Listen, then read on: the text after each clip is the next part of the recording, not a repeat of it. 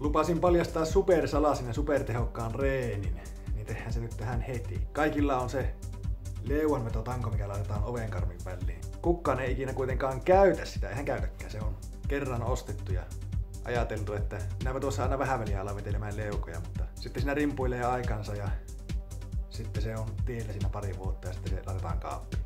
Mutta nyt kaikki voi kaivaa sen sitä uudestaan esille, koska sillä voi tehdä semmoisen reenin, joka on ihan yhtä tehokasta, mutta paljon helpompi tehdä.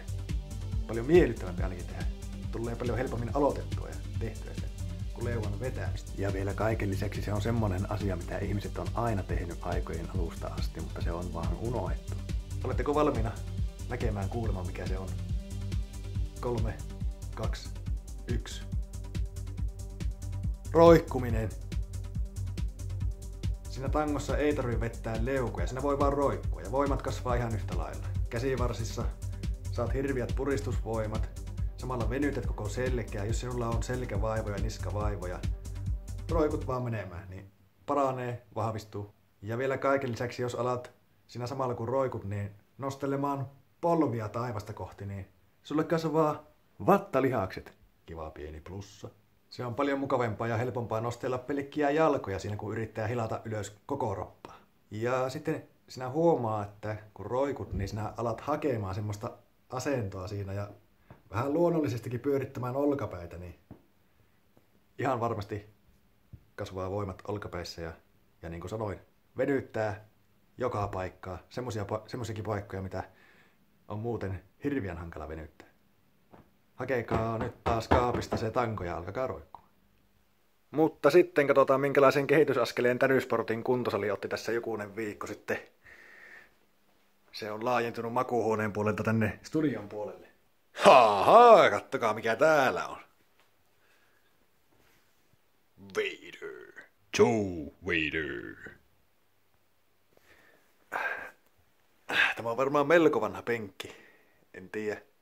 Kukahan lie ostanut tämän, onko isä vai ukki vai kuka, mutta nyt se on täällä. Pientä käytön jälki. Nämä nyt on niin pieni, että nämä paikathan pois. Tässä kattelin, että kuinkahan tämä hitsaussauma, kuinkahan luotettava tämä on. Pitäisiköhän laittaa jotakin tuonne alle ihan varmuuden vuoksi. Toisella puolella on vähän sama homma, että se on tuosta päältä on kiinni ja alta on kiinni, mutta sivuilta ei ole. No, onhan se monta kymmentä vuotta kestänyt, niin ei se nyt ihan heti, mutta kyllä tuonne silti kannattaa varmaan laittaa jotakin tuonne alle. Mitähän tuolle tekisi? Sitä oppastahan muuten näkee, kuinka vanha tuo on. Jos tämä on tullut sen penkin mukana, niin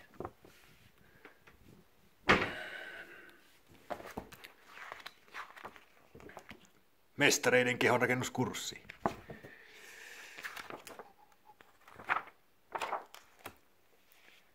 Ui. No niin, siellähän se on. Mr. Univers.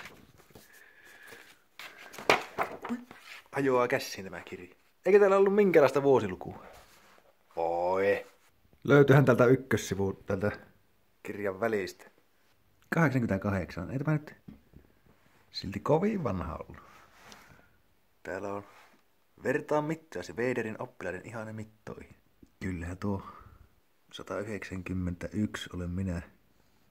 Joo, minun mittaja näkyy oleva. Tänne on joku merkinnytkin. Kenenköhän mitat lii? Jos nämä tällä penkillä tuli tuon näköiseksi, niin miksen minäkin?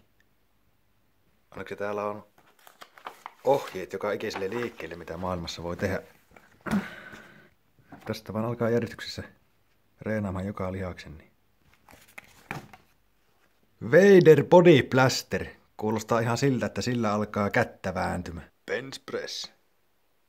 Jalkoja ei tarvi reenata. Tuo näyttää hyvältä.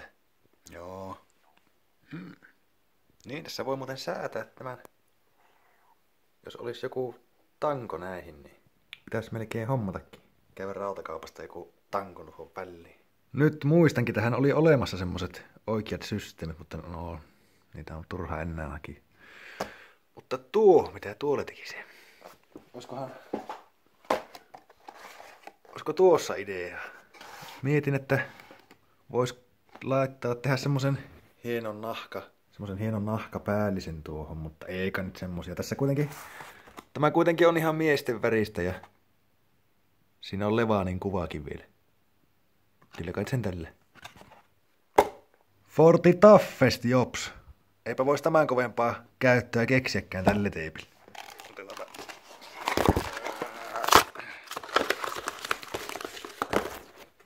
No niin. Otetaan sopivan levystä tuohon. Menisikö yhdellä? Ehkä. Katsotaanpa. Nyt onkin riittisemmät hommat tässä, että vähän jännittää menneekö vinno. Ei tuota viitti yhdellä laittaa, kyllä se on laitettava kahdella. Ui. Varovasti. Oi. Hyvä tuli. Vielä toinen. Otetaanpa tämä näin päin.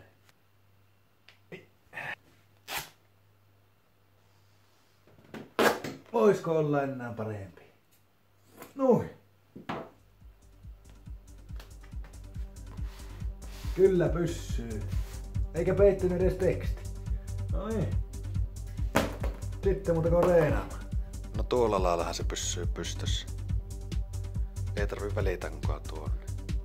Kyllähän senkin voi laittaa, mutta kyllä tällä nyt alkuun pääsee näinkin. Ei kaikkia kerralla.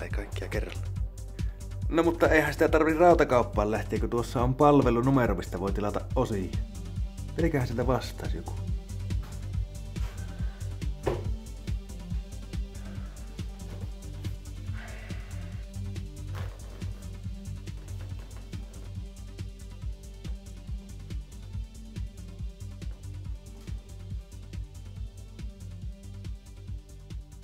Nyt sillä aikaa kun tuossa reenailen, niin kaikille tiedoksi, että 28.9. eli keskiviikkona kello 14-16.30 olisi mahdollisuus käydä kokeilemaan käjenvääntöä Ivalon urheilutalolla. Siellä on ihan Suomen huippuvääntäjä näyttämässä, miten se tehdään, niin kannattaa tulla kokeilemaan. Minä ainakin menen. Mitä enempi ihmiset innostuu, niin sen parempi. Ties vaikka kohta olisi Ivalossakin reeniporukka ja pöytä, mutta se siitä tällä kertaa, toivottavasti hommat alkaa etenemään. No sitten yksi asia, mitä kans suosittelen kaikille, olen alkanut syömään grilliöljyä ja kalaöljyä. Otan 2 tämmöstä grilliöljykapselia aina parina päivänä peräkkäin ja 3. kulautan ihan pullon suusta kalaöljyä. Se on hyvä tapa. Pysyt rasvattuna, pitäähän autonkin vaihtaa öljyt samalla lailla ihmiseen. Sitten olen ottanut kokeiluun vielä tämmöisen kreatiinin. Sitä sekoitetaan vetteen pari teelusikallista aina reenin jälkeen. En osaa sanoa sen vaikutuksista, mutta ehkäpä se auttaa palautumista tai jotakin. Monet urheilijat käyttää, varsinkin silloin kun valmistautuvat kisoja varten ihan tosissaan, niin saattavat ottaa isompiakin annoksia. Näitähän olisi varmaan vaikka mitä niin sanottuja lisäravinteita, mutta kokeillaan nyt näillä ensin. Minä syön näitä siksi, kun Jokko syö grilliöljyä, Devoni syö kalaöljyä ja kreatiinia, niin mulla on kova luotto, että ne toimii. Mutta mikä vielä tärkeämpää, ennen lisäravinteita on ruoka. Ja minä olen ainakin alkanut syömään ihan eri lailla kuin mitä ennen. Semmoset monipuoliset lautasmallit alkaa olla vanhanaikaista ajattelua. Ihmiset on erilaisia ja erilaiset ruuat sopii niille. Itse syön pääasiassa lihaa, eli lautasella on lämpimillä ruuilla ihan pelkkää kannaa tai kallaa tai sikanautaa tai poroa tai lammasta. Nyt syön aina välillä pottuja, kun tuli viljeltyä sitä, mutta ei sekään ole mulle oikein hyväksi. Ainut hyvä lisuke, mitä olen huomannut, on maissi. Amerikassakin kaikki tietää sanonnan, että jos joku ihminen on corn fed, eli maissilla syötetty, se tarkoittaa sitä, että se ihminen on iso ja vahva. No entä välipalat? Banaani ja joskus välillä tomaatti, kurkku, paprikasalaatti. Mutta pääasiassa banaani. Ja marjoja voisin syödä niin paljon kuin sielu sietää, mutta se on kallis paukku ja pakastin on rajallinen, niin pitää vähän rajata. Eli oikeastaan en syö maitotuotteita, en syö viljaa, eli jukurtit ja leivät, ei mitään semmosia. Ja No riisi voi ehkä mennä joskus, vähän niin kuin pottukin, mutta eipä oikeastaan. Jäätelöt, karkit, sipsit ei haluta yhtään. Linssisipsejä söin kesällä niin paljon, että sitäkään ei enää haluta. Suosittelen kovasti vähän kokeilemaan, että mitä sinne suuhun laittaa. Monet ihmiset on päässyt monista vaivoistansa sillä, että on alkanut syömään erillä lailla. Mulla ainakin on ihan eri lailla energiaa tämmöisellä ruokavaliolla ja närästää vähemmän ja maha ei ole kipiä ja paikkoja särkee vähemmän. Monilla ihmisillä tuommoiset vaivat johtuu ruokavaliosta ja itsekin olen päässyt eroon noista, niin suosittelen. Eli mikä tästä on loppupäätelmä? Tärysportin ylivoimainen taktiikka on vaatimattomuus. Kaikki ne, jotka käy hienoilla monipuolisesti varustelluilla kuntosaleilla ja vetelee monipuolisesti kaikenlaista ravintoa suihinsa, ne on leviän tien kulkijoita. Ja ne tulee jäämään auttamatta Tärysportin jalkoihin, jossa kuljetaan kaitaa polkua. Luuletko sinä meneväs kuntosalille sen takia, että siellä voi haastaa ittiä? Ja mitä vielä, ne laitteet on tehty niin mukaviksi, että niihin voisi vaikka nukahtaa. Sinun ei tarvitse kuin istua niihin ja liikuttaa jalkaa tai kättä siihen suuntaan, mihin se laite liikkuu. Se on laiskaa luksusta. Tärysportissa istutaan lattialla ja tehdään liikkeitä kyykyssä ja helvetin epämukavalla penkillä. Tärysportissa pysytään herreillä ja valppaana. Sama on ruokavalion kanssa. Luuletko sinä syöväs monipuolisesti sen takia, että se on terveellistä? Ei, vaan sinä vain haluat luksusta elämään ja erilaisia makuja, koska sinä et kestä sitä tylsyyttä, että lautasella on aina vain yksinkertaista ja puhasta tavaraa. Tärysportissa syödään vaatimattomasti ja pidetään elimistö kunnossa sillä, että sen ei tarvitse koko ajan tuhlata energiaa kaikenlaisen sekalaisen tavaran hajottamiseen. Ja arvatkaa mitä muuta. Kuntoilussa yleensäkin toistojen ja liikesarjojen tekeminen on monipuolisuutta ja laiskaa luksusta. Sinä vain haluat niitä sen takia, ettei tule tylsää. Sinä haluat nopeasti suorituksen ja hyvän olon itsellesi, kun olet tehnyt niin monta toistoa ja suoritusta. Tärysportissa kaikki tehdään kituuttavan hittaasti.